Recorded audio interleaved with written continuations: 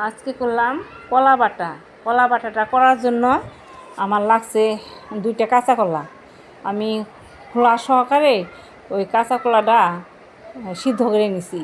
সিদ্ধ করে যখন আমার কলাটা ঠান্ডা হয়ে গেছে সিদ্ধটা, তখন আমি কলার খোলাটা ছাড়িয়ে নিয়ে আমি কলা 2টা পাটায় বাইটে নিছি। তার আগে আমার লাগছে সরিষা, টেবিল চামচে 2 চামচ সরিষা নিছি। আমি ভালো করে ধুয়ে ওই সরিষাটা আমি আগে বাইটে নিছি। দিছি কাঁচামরিচ আর সামান্য একটু লবণ দিয়ে আমি সরিষাটা ভালো করে বাইটে নিছি। একদম মিক্স করে বাইটে নিতে হবে। তারপর আবার কলার সাথে একটা বাটা দিলেই হয়ে যাবে। এইভাবে কলা বাটা করে আপনারা খেয়ে দেখবেন, ভালো লাগবে গরম ভাতের সাথে। আমার কলা বাটাটা একদম মলিন হয়ে গেছে, সুন্দর হয়ে গেছে।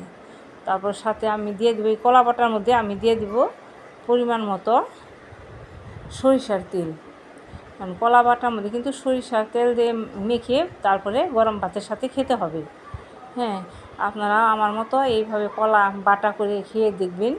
যদি ভালো লাগে তাহলে আমার পেজটি সাবস্ক্রাইব করে আমার ভিডিওতে একটা লাইক করবেন। আর এইভাবে আমার মতো আপনারাও গরম ভাতের সাথে কলা বাটা করে খাবেন, দেখবেন কত ভালো লাগে।